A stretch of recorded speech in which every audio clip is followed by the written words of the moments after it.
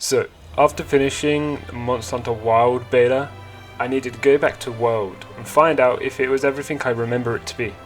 Everything that I have in my mind, the nostalgia, the memories of playing this game for the first time.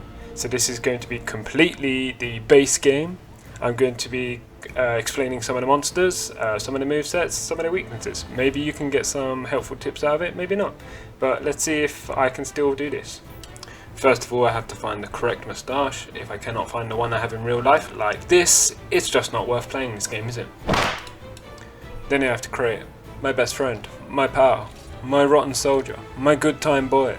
The only creature in this entire game that I would walk into Hell's Gates for. Lakitu. After that, I share a large beer with Lakitu, and my brother tells me how he's the favourite, even though he knows it's a lie.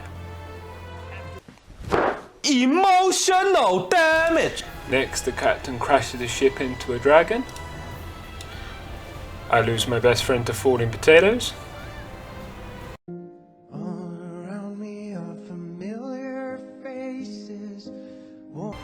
And for some peculiar reason, the handler tells me to climb Zordon Magnaros rather than go down, because sliding off the nose of him seems like a much safer option. I do my best impression of John Wick and get out scot-free. Handler once again tells me to hide rather than fight. The handler then puts herself in mortal danger for the third time in less than 3 minutes.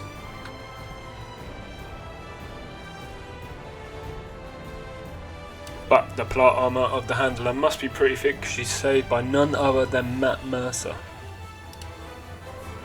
Continuing these events, I somehow find myself between an Andronov and his mill. But don't worry, Matt Mercer gives me encouragement to power slide through his legs. And then thank God after that they give me my cat back. That was good because I didn't want to be left alone with the handler all that time. She seems to make very rash and unwise decisions. Drip check. Oh yeah, it's all coming together. And then finally the game can begin. The first 2 missions, super easy. Go out, commit genocide on the smallest creatures you can find in all the land. Now, finally the game can begin. This is the Great Jaguarus. My fellow hunters, the Great Jaguarus holds a very special place in my heart, where he was my very first monster, my introduction to Monster Hunter. And now I go back to play the game all over again, I realise that he's one of the best tutorial monsters to face. His moves are so well telegraphed, they allow you to try other stuff out, and they give you the confidence you're going to need to fight monsters on later on in the game. And, let's be honest, the way Andronov destroyed him in the opening cutscene on your way to the village, I feel like I could repay the favour of him teaching me so much. Moving swiftly on from one of my favourite monsters to possibly my least favourite, the Kuyuyaka. Now, inherently there's nothing wrong with him. He does everything he's supposed to do. Again, as a tutorial monster, moves are well telegraphed. His special ability is very annoying as well, where he'll dig up a rock and your weapon will bounce off it. But yeah, a very easy fight. I saw it more as a filler fight to get better monsters. That was all. Ooh, slimy. Now, when I originally played Monster Hunter, I thought the Pookie was flat out a chameleon. I didn't realise it had wings, and I didn't realise at one point it could fly. Maybe my memory is fading in my old age, but I had no idea it could do half the things it can do whilst doing this fight. Now, being a hammer main, I thought that if it's got a face, all I gotta do is hit it. But this was the first fight where I realised that maybe I need to start picking when and where I do my charge attacks and not think that every fight's going to be a clean sweep. Because I quickly realised that the Pookie likes the French kiss, and he didn't realise that I'm taken. And I'm very happy with my relationship, and you should keep your tongue to yourself. Not taking rejection very well. The Pookie really does like to poison as well. It's something you need to keep an eye on, but if you have enough antidotes it shouldn't be a problem. Like I say, it's the first real fight you have in the game where you have to consider multiple different elements of the fight, like whether you are poisoned, the amount of stamina, the environment on its own can be very helpful in this fight as well. A nice level up in general, really. More tougher fight, more entertaining, more stuff to do. I enjoyed it. Maybe even a call to go back and grind the other two monsters to see if you can get some armor pieces or a weapon upgrade. But back to the solution that solves 99.9% of Hammer Main's problems. If it has a face, smash it, and you generally will win 9 out of 10 times. Now, do you remember what I was saying where if it had a head 9 out of 10 times you would win? Then there's this guy. He's that 1 out of 10 chance that you're not going to win by knocking it in the face. And this is Baroth. He's mean, he's big, he hits hard, and he sounds like a steam locomotive when he's pissed off. He also has an uncanny ability of when he's muddy, the elements that he was weak to are reversed entirely. So 1 minute he was weak to water, gets covered in mud, he's no longer weak to fire anymore, and reverse and reverse and reverse until the fight is over. Much like the Pookie, Baroth is a skill check for early hunters, I believe. The charging attack is a good way to train your dodging abilities, and the mud mechanic teaches early hunters, early players to look at elemental strategies and also elemental hazards that can affect the fight in your favour.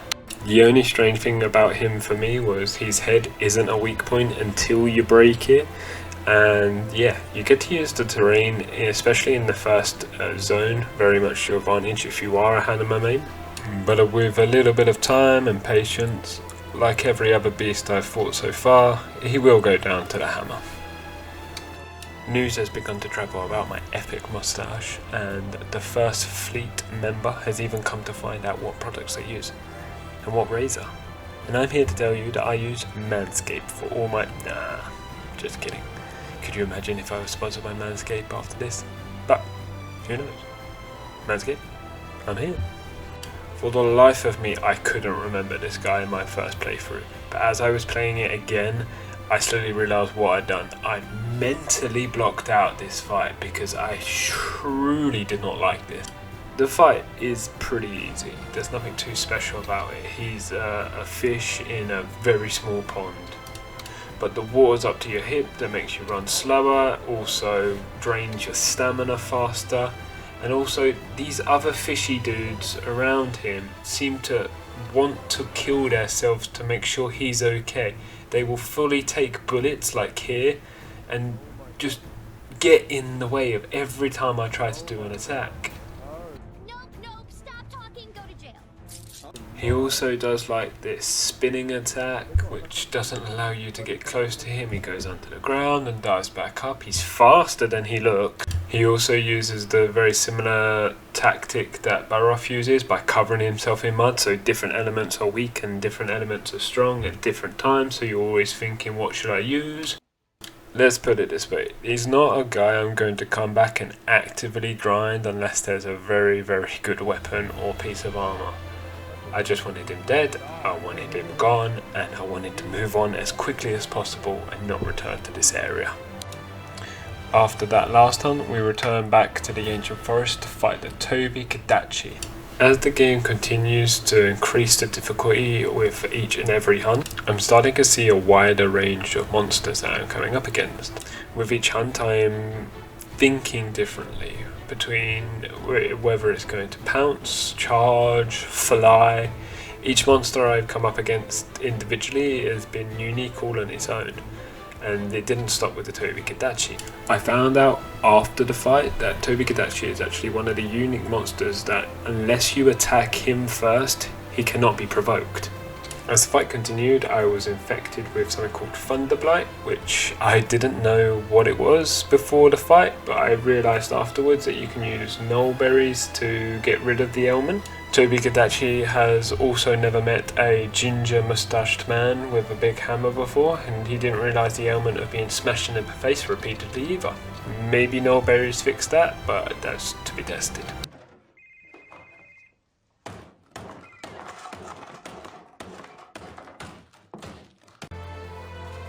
But if I've said it once, I will say it 1,000 more times. Every monster's weakness is the face and the hammer. But now, finally, we come up to the first big wall in all of the Monster Hunter world. It's arguably the hardest fight for early game. I'm talking about none other than Andronov. But even now he continues to disrespect our old friend the Great Jagras. But don't worry, my master. The tricks you taught me will come in handy in this fight, I'm sure. Now, let's get one thing perfectly clear about this monster. It's okay if you don't kill him first time. He's meant to be there to make you go back, train, grind, get better gear, get better weapons, get potions, flash bugs, everything you're going to need for a fight. He makes you properly prepare. He also makes you look at the environment differently and see what you can use for your advantages. This big friendly dinosaur will also not give you 1 second to think. He is the most aggressive thing I came up against in this early game. Not 1 second to think, not 1 second to act. He is the first brute wyvern you come up against with a rage feature. So what happens is, when he gets super pissed off, he flares up his nose and he gets all spiky, and then somehow he can ignite his snot. Thankfully for me, Rathalos showed up and he taught Andronov who the real apex of this area was. Now, turf wars are super cool, but sometimes it's probably best for you to just stand to one side and let them happen, because I tried to help, but I seemed to just get in the way more than anything, and I think I ended up doing more damage to Rathalos than I did to Andronov during this period. Rathalos then proceeded to show me why you don't get in the way of a fight this big, this early on in the game. If you ignore it, it'll go away. Now, I wanted to give you a spectacular ending, and I saw so many opportunities in the making of this fight to do it, but what happened is I found a slinger bomb, and apparently it's his ultimate weakness. So yeah, didn't die, used all my potions, and the bomb pod, is what kills him.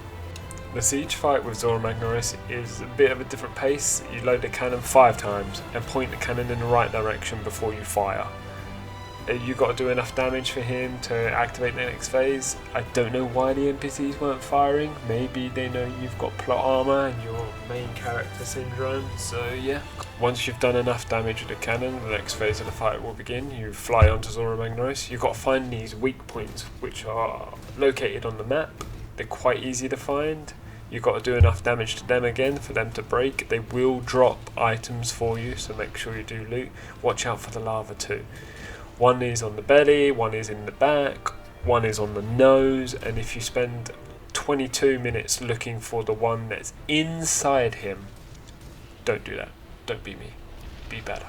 He's inside, you have to run around, you will find it. Now, before replaying, I didn't realise why the handler got so much flack and why the community didn't like her so much. I'm slowly learning. Everything is her fault. Everything is always your fault. We then find out what happened to Nico Robin on her 2-year time skip. After the siege fight that took way too long because somebody couldn't find the weak point, the Paolumu has 2 forms. A base form where she seems to be normal. Whilst airborne, Paolumu does more damage and she can use her tail attacks at a much more frequent rate. It also becomes a lot more difficult for melee classes to cause her damage. The main goal whilst Paolumu is inflated is to cause as much damage as possible to deflate her. Once she falls from the ground, it gives you a prime opportunity to cause as much damage as possible. It goes without saying, focusing on the head and the neck is where you're going to do the most damage during this fight. As long as you have flash pods with you, this fight shouldn't be too hard for you to handle. Like any flying wyvern, the objective is to keep them out of the sky for as long as possible. Going from super cute to super creepy happens really fast in this game. 1 minute you're fighting a giant cloud, and the next you're fighting a tar monster covered in the bones of the dead monsters around him. To me, Radodon has one of the coolest designs in the game so far. Being able to carry around the bones of deceased monsters and use them as the weapon is super cool and super unique. And as the fight goes on, you discover that you're breaking not only parts of him, but you're breaking older parts of bones that he's wearing. On top of a really unique design, his fighting style is also very unique. When I initially saw him, I thought we were going to have another Baroth where he would just charge at you, but no, he somehow becomes a giant Beyblade at times, or he rolls towards you with all the spikes on his back, doing as maximum amount of damage as possible. I'm not saying he's a difficult fight, because he really wasn't compared to some we've had before, but everything complements what he is. The area you're in for the first time is the Rotten Vale, and it's all diseased and run down and sort of complements everything he has about him. This is the first time in the game I saw it sort of plateau. Either I was becoming too strong for the monsters, or the monsters are sort of leveled out and not become increasingly harder. Whilst he's doing his sort of cartwheel attack, if you do manage to break any part of his armor, he gives you 100% knockdown, which allows you to do your maximum amount of damage for a period of time. The key for making this fight as easy as possible is to continuously break the armor, because the more he travels around the different zones, he will pick up the armor again from other deceased monsters. So repeatedly breaking it will allow you to do most damage, because it will reveal more weak points. Also, a little bonus information: this is his first game in the franchise, and I think he's left a really good impression. And also, the other name given to him is the Bone Hammer Wyvern, which he just continues to go up in my list of favourite monsters in this game. So if you're still here at this point, you obviously have nothing better to do, so you might as well like and subscribe and share the video. Helps the little channel out, and I will greatly appreciate it. Also, if you put in the comments any helpful tricks to making videos faster, because this took an insanely long time, I'd super appreciate it. And yeah, thanks again. Now, this happened once in the entire playthrough. I actually got a really cool entry into this fight. And poof. Now, Legiana is what I consider to be the second wall in the game. Going into this fight, I knew it was going to be difficult. From memory, I had no idea how much of a severe learning curve that the game would present you. With a volley of different attacks, she can hit you when she's on the ground, give you Ice Blight. She can hit you from the air and give you Ice Blight. The most incredible thing about her is her speed from her diving attacks. You don't expect something from that distance to be able to cover that much ground that fast. Damaging or breaking her membrane will help with the speed, but everything else you're just going to have to keep an eye on. Null berries will be your biggest asset, getting rid of the Ice Blight, and for a hammer user or any stamina based class, getting rid of the Ice Blight is going to be your #1 objective. Legiana's biggest weaknesses, from what I found, were thunder based attacks on your weapon, and also she's very susceptible to being poisoned. Also, a helpful tip that I found far too late in this game was, if you get friendly with the wild Palicos in the Ancient Forest, they will teach your Palico new traits and tricks.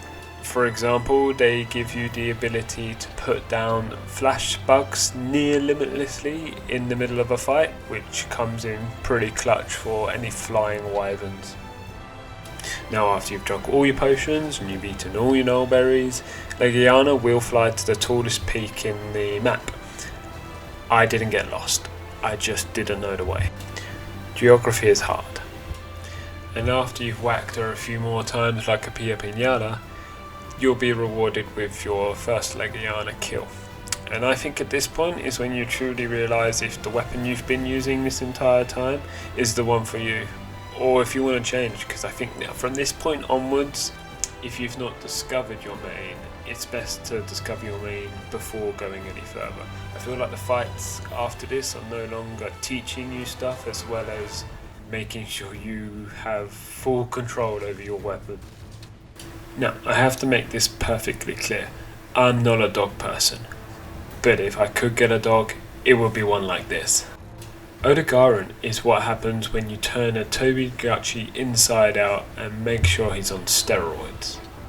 Being the best bad boy he can be, fighting in these small environments will only give him the advantage. You will never have a second to breathe.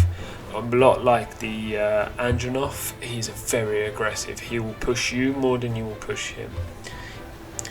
For the first time in Monster Hunter, you're introduced to the bleed effect in this game, where the more he attacks you, the more the bleed effects will build up, and you'll see your health slowly deteriorating over time.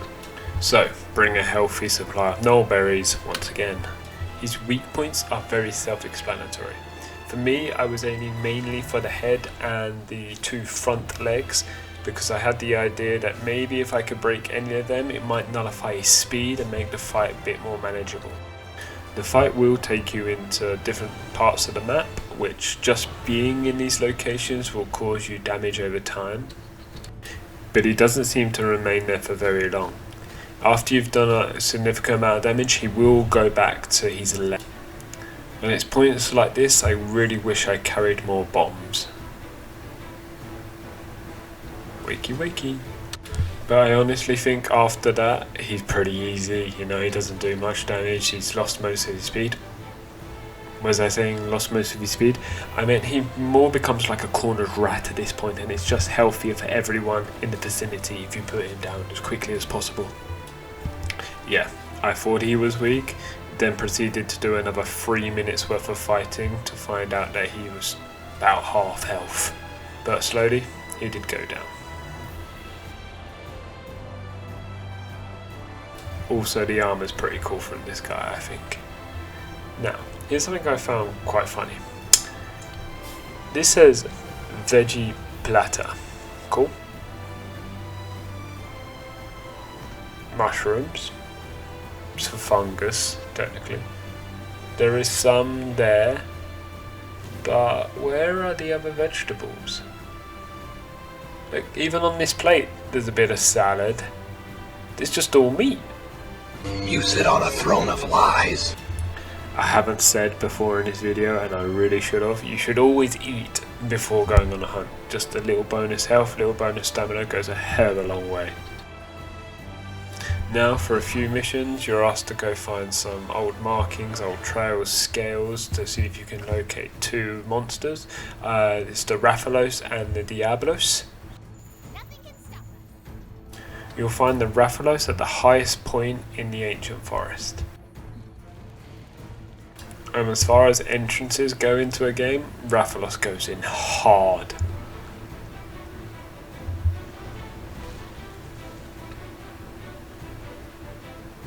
Guy just looks like he's gonna fuck your day up.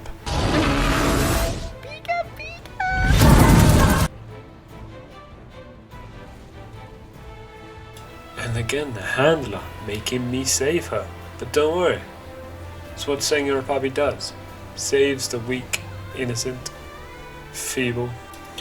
Really quickly, this guy tells me to kill the Rathalos and the Diablos, which for some reason I already knew I had to do. Maybe my memory's coming back to me. Now, the Rathalos, also known as the King of the Sky, is the apex predator in the ancient forest, and he really is a formidable opponent. He has like poison claws, flying attacks, fire breath, everything. Everything you've been training for at the game so far comes all into fruition now. With so many different attacks, it's sort of hard to gauge what you should bring to this fight, so if you go with everything, you should be fine. But from what I gather, he doesn't really like dragon, but I don't think you can have any dragon elemental weapons at this point. So after that, it's probably thunder, then water. He also really doesn't like paralysis, so if you've got any paralysis based weapons or the paralysis toads you can use now, it's probably the best time. I remember when I originally played this game, this is where I started using the party finder the most from this point onwards, because not only was I shit scared of this guy because I didn't know how to beat him, but it just made the game a little bit more friendly when you weren't the main target.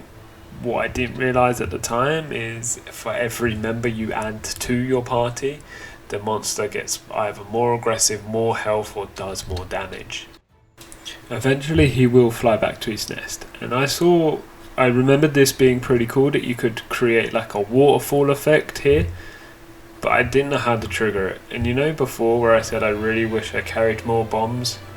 Well, I had a trap, and that worked pretty good. It was at that point I really wish I used more traps, because they seem to be really good for some free damage. Even knockdowns apparently.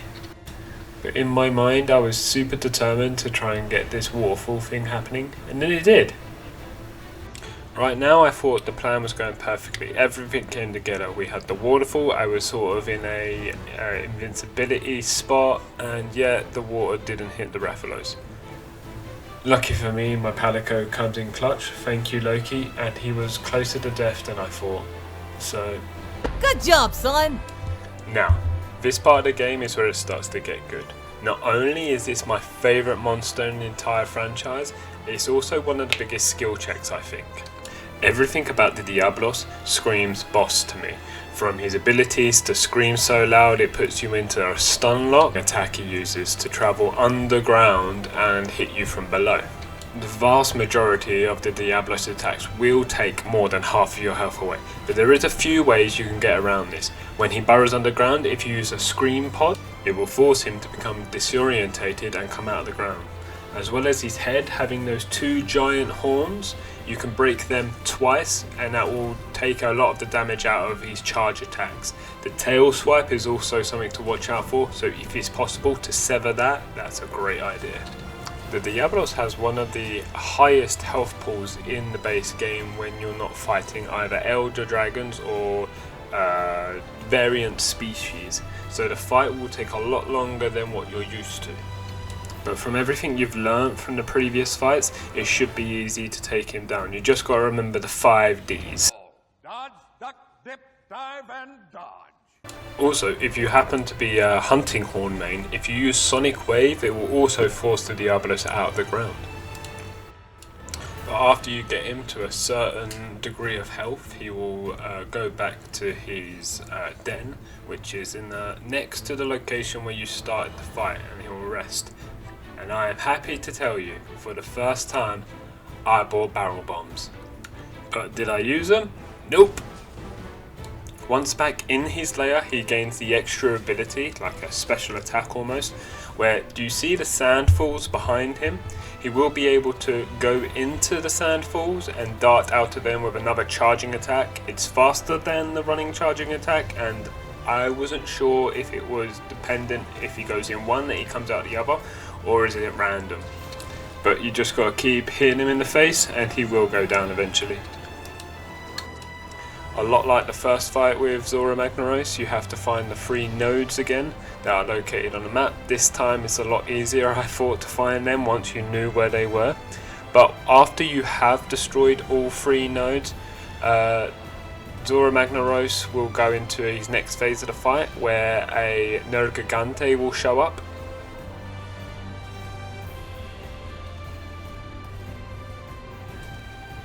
But I'm being totally honest with you, I clutch clawed onto his face once, hit him, and he seemed to run away. He seems to be a little bit of a bitch. Bit of an easy fight. I can't wait to fight him in the future. Are you sure about that? And then on to more thrilling siege warfare. Make sure you load the cannons 5 times and turn the cannons into Zora Magnaros. You don't want to miss. There's also a ballista over in the corner with a special type of ammo that will pin him down to one location, making him easier to hit. But just rinse and repeat and keep firing. After you've done enough damage, the Commissioner will ask you to release the Dragonator into Zora Magnaros, and I think this is a little bit sneaky, a little bit dodgy. He's hitting the Zora Magnaros where it hurts, right between the legs. Now, so far so good. I haven't been carted and I've managed to kill every monster on this first attempt. But this is where the game starts to get serious. You've now entered what's called high rank, where you can fight all the same monsters, where they have higher health pools, they do more damage, they also drop better loot. Also, if you've got here without any problems so far, you're doing amazing. I'm super proud of you, and I know you can complete the whole game without any problems now. Even the Elder Dragons, they're not going to cause you any problems, and don't worry what an Elder Dragon is. We will get there, because they are the pinnacle of this game. But nevertheless, for your first Master Hunt, you're asked to fight the Pookie, and like in low rank, his moves are completely the same. He just has more health, and he's a bit more aggressive, I think. But it shouldn't be too much to worry about, because you've become a better player by this point. You know what to expect, you know the dodge features. I think you might have mastered your weapon by this point as well. Therefore, with a couple of love taps to the face, the Pookie should go down no problem. The next repeat of a mission in high rank is you have to hunt down an Andronov that's in the Wild Spire Waste. Now, I remember when I fought him the first time how aggressive he was, and I was super intimidated by his movesets and how much he didn't let me breathe, go away and heal. The second time I fought him, I was overly prepared. I knew what was going to happen, I was a lot more confident in my abilities, and I feel like, yeah, this was a confidence boost in the game. That the fights after this got incredibly more difficult. And if I'm being perfectly honest, the Andronov having more health gave me more time to actually play around with him. And at one point in this fight I got a turf war. A turf war I wasn't expecting, a Barroth versus an Andronov. And I don't know if it was because he was sort of glitched into this rock, but he didn't attack the Barroth once. And I think the Barroth attacked him 3 times, doing quite significant damage in the end as well. And like the Andronov that came before him, I put him down nice and swiftly. But I didn't do it for me. This one was for the Great Jaguars. Hope you rest in peace. Now, I can say that Senor Babi fucked up here, because it was a really good fight as well. Well, I don't think it involved me as much as I thought it did, because it seemed to be 3 turf wars back to back to back.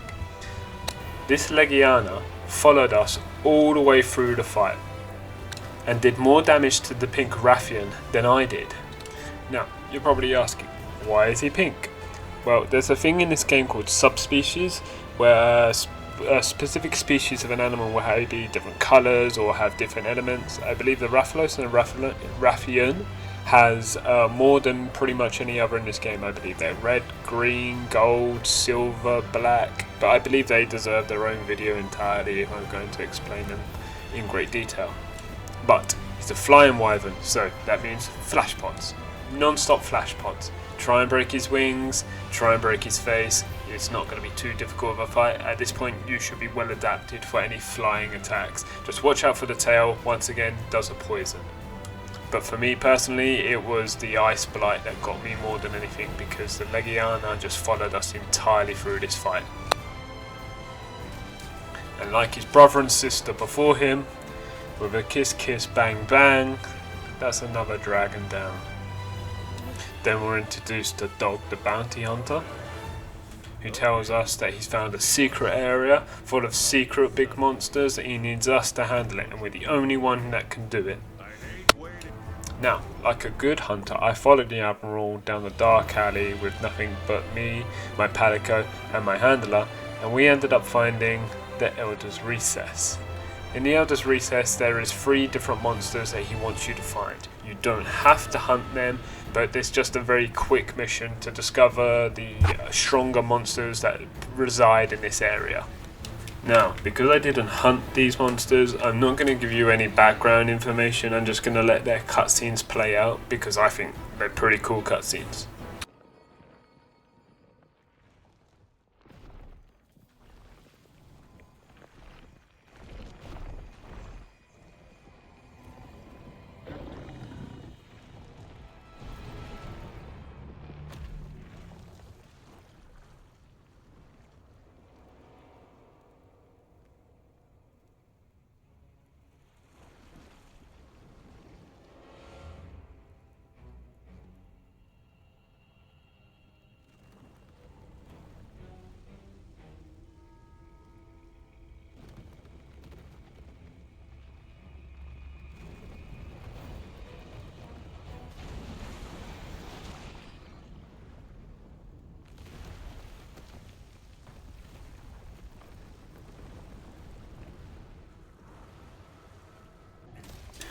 Now, from the beginning of the fight, I thought he was going a little bit too easy. I managed to break his horn quite early, both the two front legs had their claws taken off, and I understood the mechanics of this fight.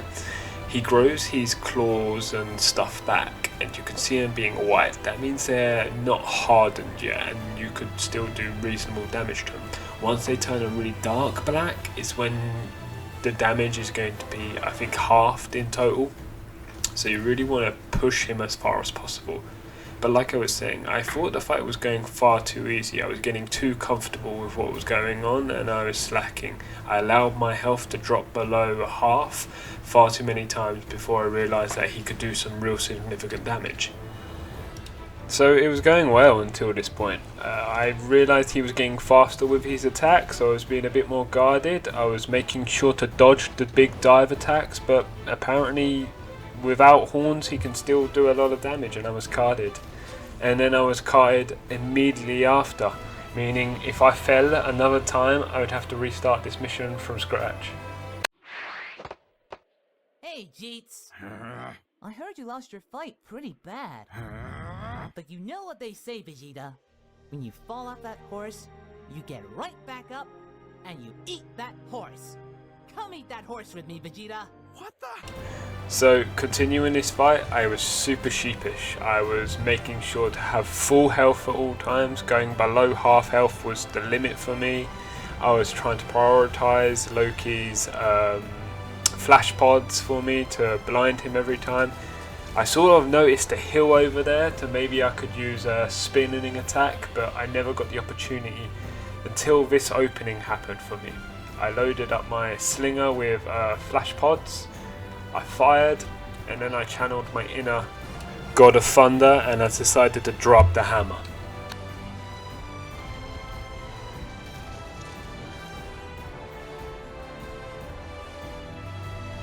After getting carted twice by Gigante, I thought I'd go away a little bit and grind up some items, some supplies, and make sure I was equipped enough to fight the Elder Dragons at the end of the game. Teostra was the first Elder Dragon that I decided to hunt, and for most of the fight you're going to be fighting in areas that are on fire or soon to be on fire, so make sure you bring cold drinks to stop the status effect from building up in these areas.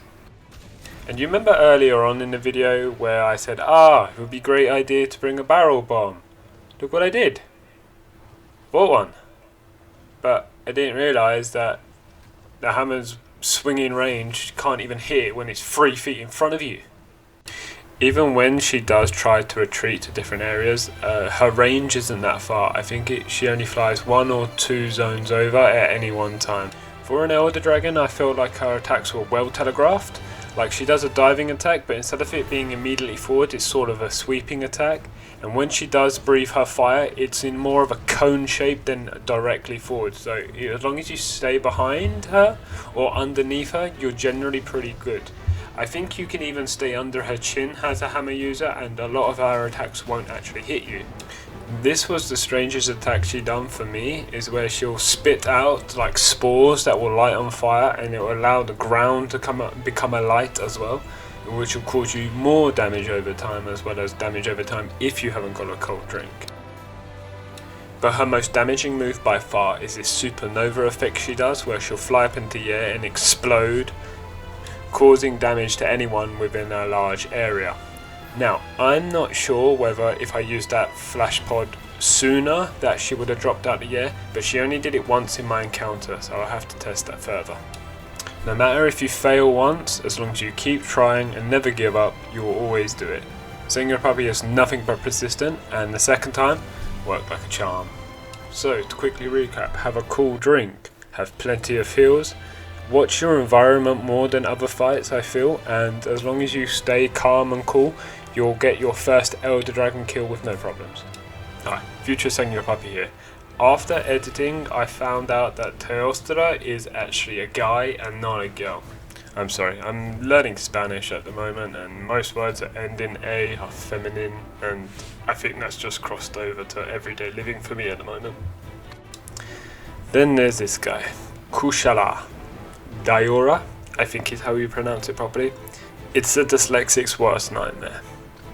Now, I've talked about my favourite fights, I've talked about my least favourite fights, and then there's this fight, which inherently there's nothing wrong with it, as long as you prepare properly and you know what's coming, but it's the most frustrating fight in the game for me, because his ability to create those tornadoes, they stun lock you into like one spot if you get caught in between them, and how this fight progressed for me, he kept putting himself into corners and sticking the whirlwinds in front of him, which made it harder and harder for me to get to him to cause any damage.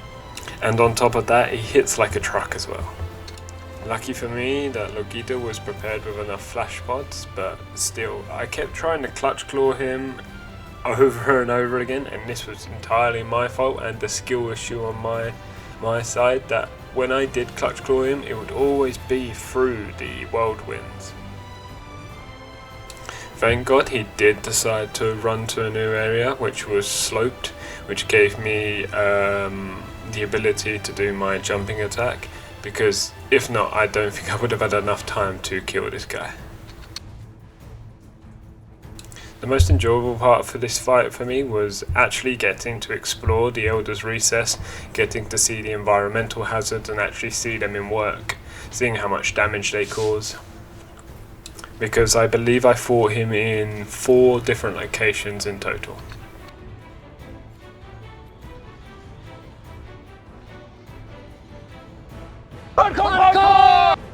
Burst attack he does. He doesn't seem to have a fire-based attack like other dragons, but he will blast air at you, and the range on that and the hitbox on it is surprisingly large. But after a very long time, I went back to my old faithful rule of hit it in the face, hit it in the face, hit it in the face, and it was my longest hunt of the game so far, racking in at nearly 24 minutes.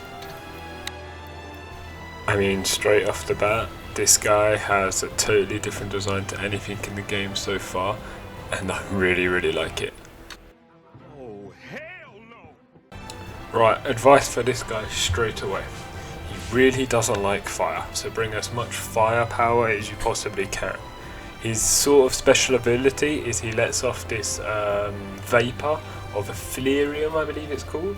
And what that does is, if you're hit by it, it will half your health and it will stay there until you eat a nullberry. But once you eat the nullberry, then you need to heal as well.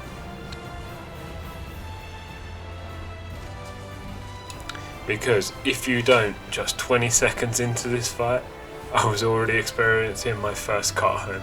At this point, I was like, yep, this fight's going to be entirely different and I might need to go back and prepare a little bit better for this one. Then I realised the blue water is not your friend, as well as that taking damage. He hit me with his effluvium and then he decided to put me to sleep again. And this is my second card of this fight, and that means I only have one more left. And tough fight, but I had an idea at this point. I mean, it wasn't the greatest tactic in the world, it was more guerrilla warfare at this point. I would get in, get a few good strikes in, run away, heal up and make sure I was at a decent range for when his next attack was coming, that I would be like outside the hitbox. Now, as the fight progressed, I thought the other little whelp looking things were his allies.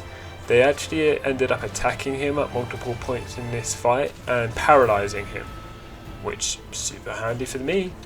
So this became sort of my main tactic. Get him to the top of the hill, stay on the slope, let him do his attack. His attack will pass over you, giving you a free shot to go back and do some significant damage.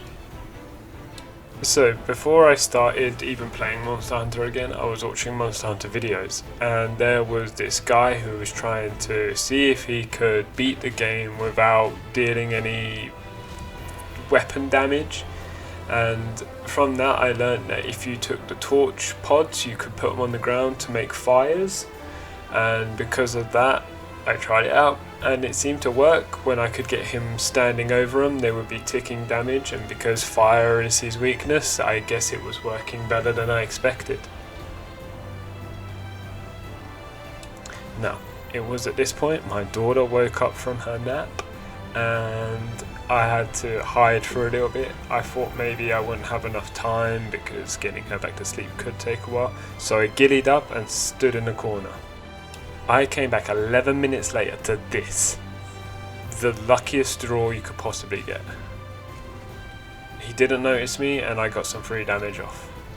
Being below him as well means I didn't get hit by his AoE attack. See? Bigger barrel. Guess who's getting good at this stuff? Yeah, old dog knew tricks.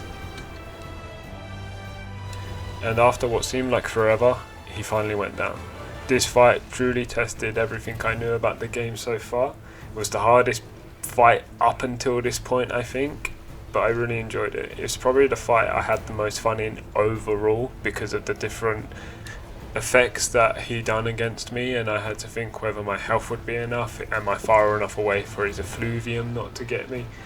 But yeah, a fantastic fight, and I wish there was more like this in the game. And here we have it, the final fight in the base game story.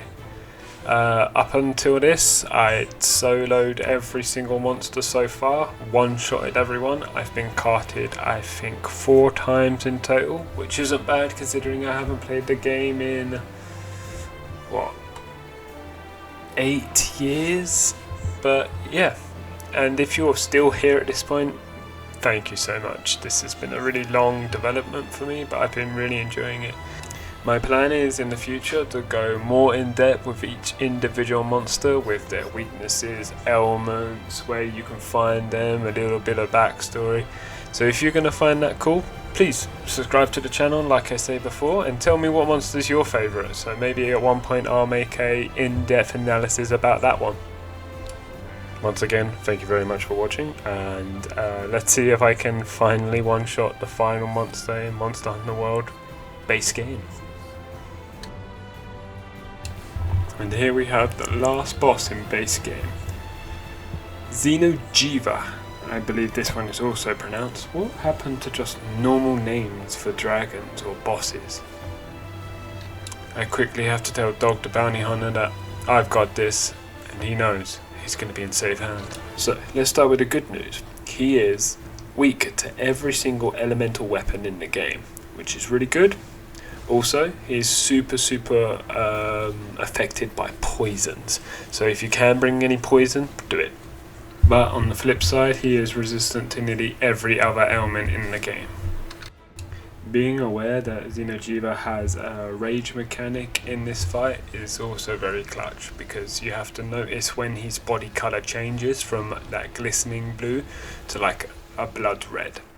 He also has 3 different types of projectiles. The first one he will fire at a 45-degree angle to the right, to the left and to the centre.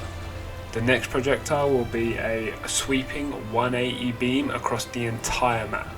And the third one will be a beam fired directly in front of him. With good timing here, you should be able to get some really good damage on either the front 2 claws or the head. Then the next phase of the fight, the Xenojiva will sort of take flight. It's crucial at this point that you fire any slinger ammo you have. You can see it dropping on the ground as you're causing him damage.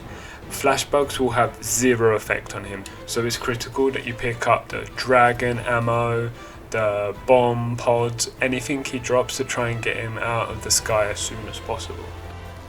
I was about 15 minutes into the fight when I got overly cocky.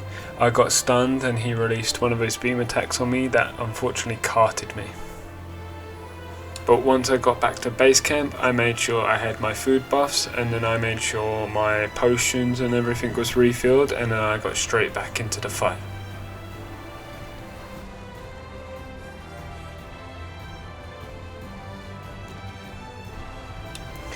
As the fight came to its climax, the fat baby got stuck and I saw my opportunity to kill him. And there we go, mission accomplished. I was able to solo every monster in Monster Hunter World. I wasn't able to do it in my first playthrough, but my second one was a complete success in my opinion. I just want to say a quick thank you to everyone who gave me advice on making this video. It really helped everything, and the ideas that they produced I feel like made my video much better. Now let's see if Iceborne's any good.